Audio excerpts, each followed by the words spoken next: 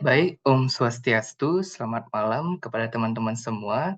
Izin kami dari kelompok Mindhaven dari mata kuliah pemrograman mobile akan menyampaikan beberapa progres yang kami lakukan terkait dengan progres kedua ya.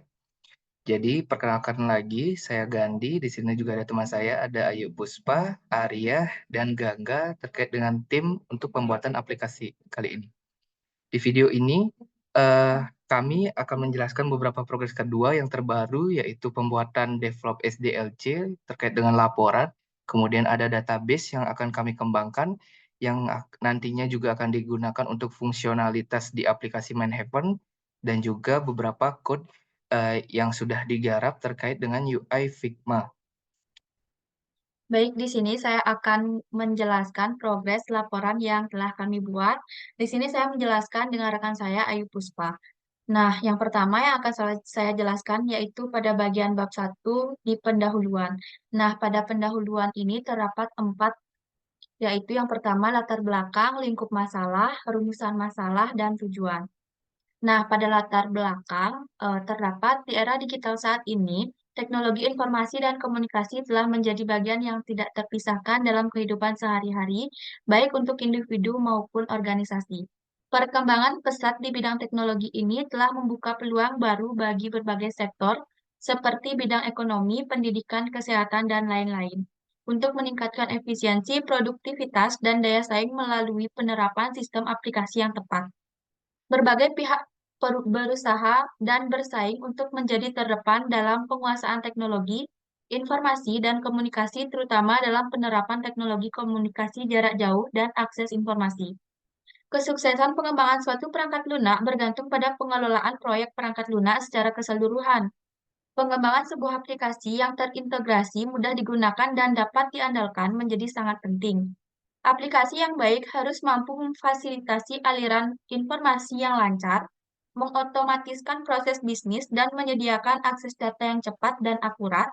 Selain itu, aplikasi juga harus mampu beradaptasi dengan perubahan kebutuhan pengguna dan perkembangan teknologi terbaru. Nah, hal ini menjadi bagian yang semakin penting seiring dengan meningkatnya kompleksitas operasional organisasi dan tuntutan untuk meningkatkan produktivitas serta daya saing. Selanjutnya, pada bagian lingkup masalah, kesehatan mental bagi seseorang sama pentingnya dengan kesehatan fisik. Kesehatan mental adalah keadaan di mana individu terbebas dari segala gejala gangguan mental. Dengan kesehatan mental seseorang, aspek lain dari kehidupan mereka berfungsi secara optimal. Kondisi mental yang sehat tidak lepas dari kesehatan fisik yang baik. Nah, gangguan kesehatan mental atau mental health disorder yaitu salah satu sindrom ataupun pola perilaku psikologi seseorang yang akan menyebabkan ketidakmampuan saat melakukan pekerjaan. Karena berbagai kesulitan dan dilema yang muncul, banyaknya masalah yang tidak dapat dihadapi seseorang dalam kehidupan dapat mengganggu jaringan saraf otak manusia dan menyebabkan penyakit mental. Nah, tingkat psikologi seseorang tergantung pada pengalaman emosional, perilaku, lingkungan, maupun latar belakang pendidikan keluarga. Selanjutnya, rumusan masalah terdapat 3. Yang pertama itu ada aplikasi apa yang akan dirancang. Selanjutnya, dalam pembuatan aplikasi, metode apa yang digunakan. Yang terakhir, bagaimana desain aplikasi yang akan dirancang. Nah, tujuannya terdapat 4, yaitu yang pertama untuk menyelesaikan ujian akhir semester pemrograman mobile. Yang kedua, untuk mengetahui aplikasi apa yang akan dirancang. Yang ketiga, untuk mengetahui metode apa yang akan digunakan dalam pembuatan aplikasi. Dan terakhir, untuk mengetahui desain aplikasi yang akan dirancang. Untuk bab 2 akan dijelaskan oleh rekan saya. Terima kasih. Baik, terima kasih atas waktunya. Jadi di sini saya akan menjelaskan mengenai progres bab 2 yang telah kami buat, yaitu mengenai yang pertama deskripsi umum aplikasi, fungsi aplikasi, karakteristik pengguna, dan juga batasan. Yang pertama, deskripsi umum aplikasi. Aplikasi yang kami rancang yaitu aplikasi kesehatan mental bernama Mindhaven adalah sebuah platform aplikasi yang dirancang untuk membantu pengguna mengelola, memelihara, dan meningkatkan kesehatan mental. Seperti yang kita ketahui, zaman sekarang banyak sekali orang-orang di berbagai kalangan sudah mengalami gangguan kesehatan mental karena berbagai masalah yang dihadapi di hidupnya. Dengan adanya aplikasi ini diharapkan bisa membantu pengguna dalam mengatasi gangguan yang dimiliki. Selanjutnya ada fungsi aplikasi. Ada pun beberapa fungsi aplikasi MindHaven. Yang pertama itu jurnal kesehatan mental, agar pengguna bisa melihat dan membaca jurnal serta mengambil catatan atau refleksi harian mereka. Yang kedua ada meditasi untuk mendengarkan audio meditasi dan juga melihat panduan meditasi. Yang ketiga yaitu konsultasi dengan dokter. Berguna agar pengguna bisa melakukan konsultasi melalui chat dengan dokter. Yang ketiga ada karakteristik pengguna. Dalam aplikasi ini terdapat dua pengguna, yaitu dokter dan pengguna biasa. Dengan karakteristik sebagai berikut itu, yang pertama dokter. Dokter yang memberikan konsultasi dan dukungan kepada pengguna biasa. Selanjutnya pengguna biasa ini adalah pengguna di berbagai kalangan dan juga pengguna yang memiliki diagnosa dengan gangguan seperti depresi, kecemasan, gangguan bipolar, dan lain sebagainya. Yang terakhir yaitu ada batasan. Batasan dari aplikasi ini yang pertama itu pengguna aplikasi hanya bisa mengakses fitur-fitur yang telah disediakan pada aplikasi. Yang kedua, dalam menggunakan aplikasi, pengguna harus memiliki akses internet dan yang memadai agar bisa mengakses segala fitur yang ada. Dan yang terakhir itu aplikasi dapat diakses oleh semua orang, termasuk anak-anak, orang dewasa, dan juga lansia.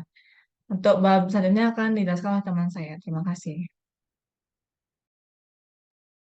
Baik, di sini saya akan melanjutkan pada bab 3 yaitu tinjauan pustaka. Yang pertama, ada System Development Life Cycle atau sering disebut dengan SDLC. Nah, ini merupakan sebuah proses yang menggambarkan metode dan strategi seperti bagaimana cara mengembangkan desain dan memelihara proyek perangkat lunak serta memastikan bahwa semua tujuan, sasaran fungsional, dan kebutuhan pengguna terpenuhi. Pengertian dari SDLC yang lainnya adalah proses pembuatan dan pengubahan sistem secara model dan metodologi yang digunakan untuk mengembangkan sistem-sistem dalam rekayasa sistem dan rekayasa perangkat lunak. Hal ini bertujuan untuk memberikan hasil yang sesuai dengan ekspektasi dan keinginan dari pengguna, serta mengurangi pengerjaan yang dilakukan secara berulang-ulang. Nah, yang pertama pada bagian dari SDLC yang pertama itu ada planning, yang dimana planning adalah tahap yang paling penting dan mendasar dalam SDLC. Hal ini untuk merencanakan pendekatan proyek dasar dan untuk melakukan studi kelayakan produk dalam bidang ekonomi, operasional, dan teknis. Dalam perencanaan diperlukan adanya spesifikasi kebutuhan aplikasi. Maka setiap teknisi dan juga pengembang harus mampu membuat perencanaan sistem yang sesuai dengan kebutuhan yang ada, serta mampu untuk menjalankan aplikasi tersebut sesuai dengan peruntukannya. Harapannya agar sistem dapat berjalan pada spesifikasi yang telah direncanakan. Oke, jadi itu merupakan progres kedua dari kelompok kami mengenai laporannya. Selanjutnya untuk progres berikutnya, kami akan melengkapi semua isi dari laporan, baik dari bab 3, bab 4, 5, dan juga 6. Baik, di sini saya akan menjelaskan beberapa struktur database dari entity relation diagram yang sudah dibuat dan nantinya akan dikembangkan lagi sesuai dengan fungsionalitas pada aplikasi MindHaven. Jadi di sini terdapat 5 entitas, yaitu ada audio meditasi, user, jurnal, rating, dan juga dokter. Nah, pada relasi antar user dengan audio meditasi dengan primary key yaitu user ID memiliki jenis relasi one to many atau satu ke banyak, di mana setiap pengguna dari user itu dapat mengunggah banyak audio meditasi, di mana relasi ini pun menunjukkan adanya foreign key user ID di tabel audio meditasi. Itu artinya setiap entry di tabel audio meditasi dikaitkan dengan satu pengguna tertentu. Dengan bagaimana perilaku user atau pengguna itu akan dikaitkan dengan audio meditasi yang cocok sekiranya musik-musik yang sesuai dengan pengguna. Kemudian adapun relasi antar user dengan jurnal, di mana salah satu fitur dalam MindHaven yaitu jurnal. Di sini relasinya juga sama yaitu one to many. Setiap pengguna itu dapat menulis banyak entry pada jurnal. Di jurnal pun memiliki atribut beberapa yaitu konten, kemudian tips and trick, kemudian create dan update dari pengguna kapan membuat dan juga update tertentu terkait jurnal pada user.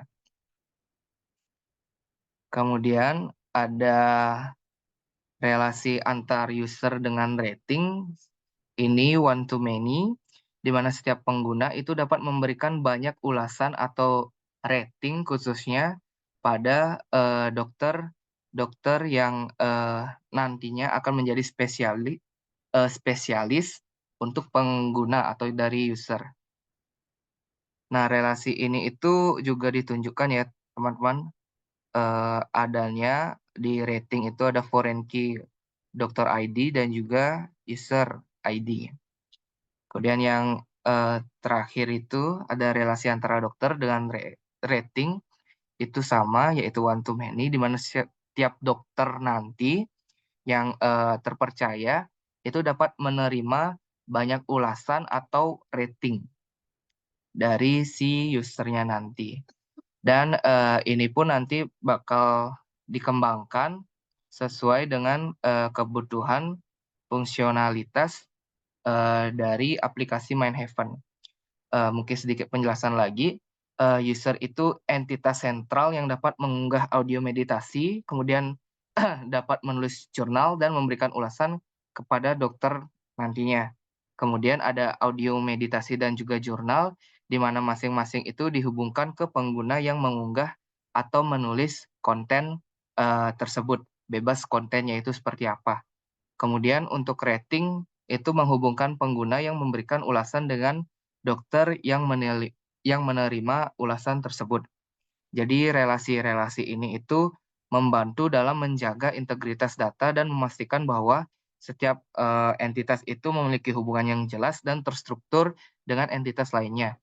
Adapun nanti yang progres selanjutnya itu akan dikembangkan atribut-atribut dari entitas-entitas ini. Sekian penjelasan progres tahap kedua. Terima kasih.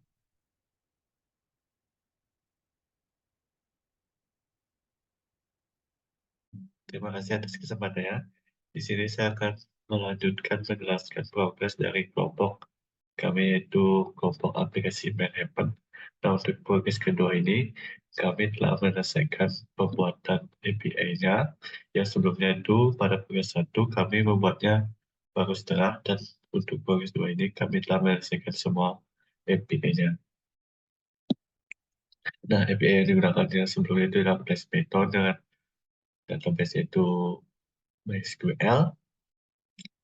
Selanjutnya, dalam code yang kami telah buat, kami sudah membuat beberapa code tambahan untuk aplikasi kami.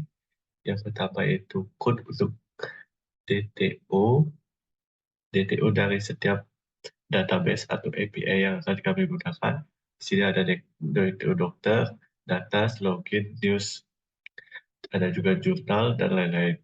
Selanjutnya kita telah membuat endpoint juga. Nah, di sini kami menggunakan endpoint base URL dari hotspot pribadi agar memudahkan kita dalam pengambilan data. Selanjutnya, kami telah membuat data service juga. Dalam data service ini yang kami buat untuk menampilkan beberapa data dari API atau database yang kami buat. Nah, kami baru membuat untuk menampilkan data, belum membuat untuk yang update, delete, dan create-nya. Baru hanya bagian dari aja. Selanjutnya untuk tampilan, kami telah membuat bottom bar untuk tampilan fix kita, yaitu kita menggunakan home, meditasi, profil, dan chat. Di sini ada jurnal. Nah, begini ini merupakan tampilan dari home dari aplikasi kami. Terus ada tampilan jurnal, tampilan dokter, dan tampilan profil.